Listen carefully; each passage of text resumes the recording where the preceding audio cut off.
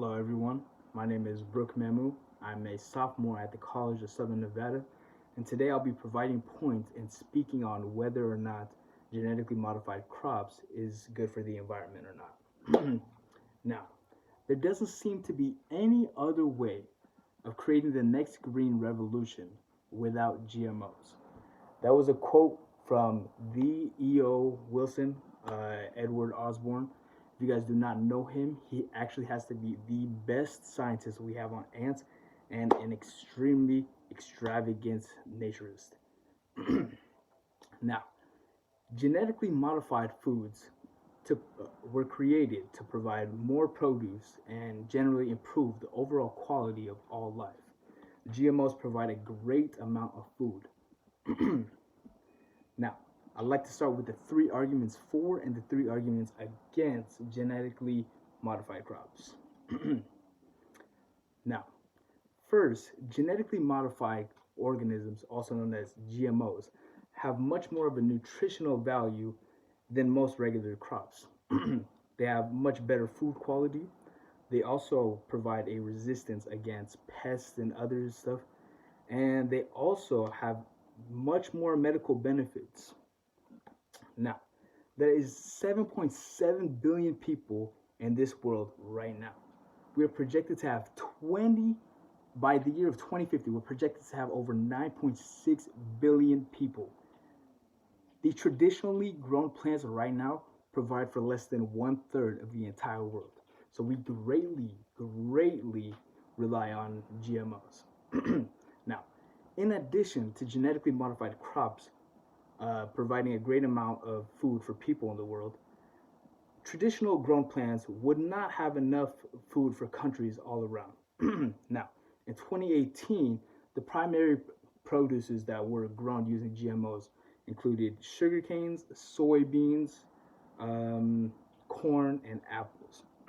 Now, today, most of the produce that you actually see is actually grown by GMOs without knowing.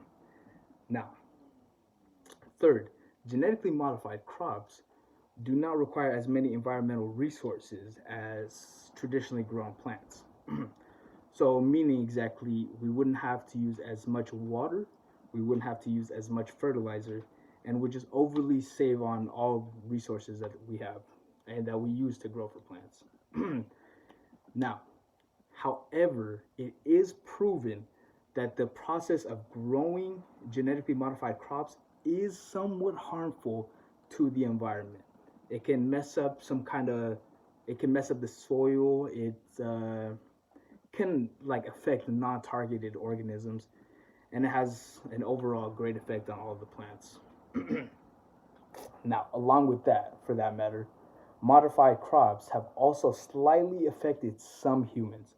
Now, people have found to have some sort of allergic reaction to the foreign genes in some kind of or in the produce that is made using GMOs in that process. Now, finally, amongst that, GMOs have also negatively impacted traditional and agricultural practices.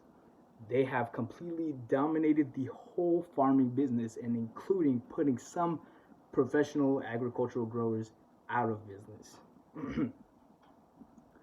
So, in conclusion, today I have provided arguments and or for and against the subject of genetically modified crops.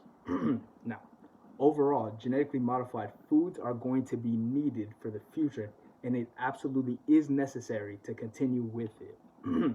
Now, GMOs may not be done to traditional growing and may have some setbacks.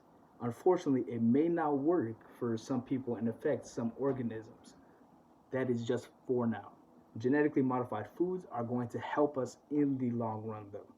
They are filled with nutrition, provide produce for more than half of the world alone, and improve on everyone's lives. Thank you.